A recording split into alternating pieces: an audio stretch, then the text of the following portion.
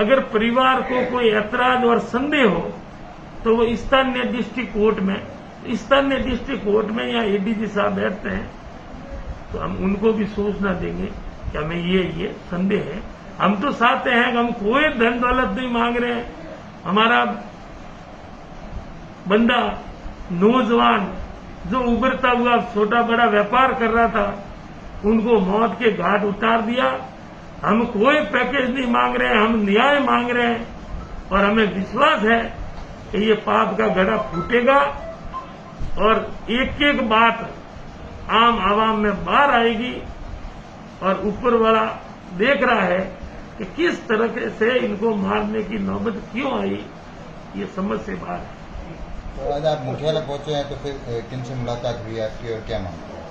आज तो एक सामाजिक रीति रिवाज के उनके परिवार में बुजुर्ग लोग माँ बाप है या परिवार के अन्य सदस्य है तो एक सामाजिक और हमारे धार्मिक रीति रिवाज के अनुसार बैठने आना पड़ता है। तो मैं बैठने के लिए आया, तभी समाज बंधुओं की एक संघर्ष समिति बनी है तो उन्होंने कहा भाई हम यहाँ इकट्ठे हुए बैठे हैं तो उनको भी हमने निवेदन किया कि मैं आप संघर्ष समिति और समाज बंधु और सतीश को जो भी कहेगी मैं आपकी भावना की कदर करते हुए पहले भी कहा कि न्याय मांगते वक्त पद मायना नहीं रखता है और न्याय के लिए और न्याय से बड़ा पद नहीं मानता मैं और मेरे लिए पद बड़ा नहीं है। मैं अंतिम दम तक संघर्ष करूंगा, हमें न्याय दे और किसी ने अगर इसमें आनाकानी की तो पद मेरे लिए बड़ा नहीं है, मैं न्याय नहीं मिला तो पद भी छोड़ सकता हूं। केंद्रीय राज्य मंत्री कैलाश चौधरी ने आरोप लगाया है कि इसके पीछे निर्दोष नेताओं का हाथ हो सकता है, आपका क्या कहना है? ये काम न्यायपालिका का है। हम तो कह रहे हैं पुलिस ने गोली मारी है और उन्होंने सुनिश्चित तरीके से हत्या की है। अब पैर किसका है हाथ किसका है वो न्यायपालिका में अपने आप आ जाएगा, मैं क्यों कहूं। एक जो इनके 3 लोग जो मेंबर थे जो केसीआर और अपोनेंट बताए जा रहे हैं उनसे आपकी बात हुई है, वो छोड़ दी पुलिस ने या अभी तक पुलिस के हिरासत में?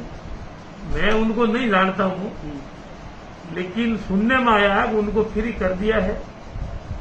लेकिन कई लोग स्टेटमेंट देते हैं, वो कार्यशैली हमारी नहीं है। हम हमेशा न्याय के लिए शांति प्रिय मांग करते हैं और मैंने पहले कहा पद बड़ा नहीं है, न्याय बड़ा है और न्याय के लिए मैंने कभी पद की लालसा नहीं की। मुख्यमंत्री जी को पूरा भरोसा है और हमें कहीं संदेह हुआ कि न्याय में कहीं आनाकानी हो रही है तो मैं न्याय के लिए सतीश कोम और समाज के साथ में हूं। रही बात केंद्रीय मंत्री की, मैंने कभी इस ऐसे मुद्दों पर न्याय के लिए ईमानदारी से संघर्ष किया है, संघर्ष के लिए जेल भी गया हूं, लेकिन ये गलत बयानबाजी किसका हाथ है किसका पैर है ये काम न्यायपालिका का। हम तो ये कहते हैं कि पुलिस ने सुनिश्चित तरीके से इस बंदे की हत्या की है, ये एनकाउंटर नहीं है, मैंने पहले भी कहा। और अब तो दूध का दूध और फूटे जाने के बाद में साफ जाहिर हो रहा कि इनको हत्या के लिए दबाव बनाया जा रहा था और इनकी जानबूझ के एक तरह की हत्या है।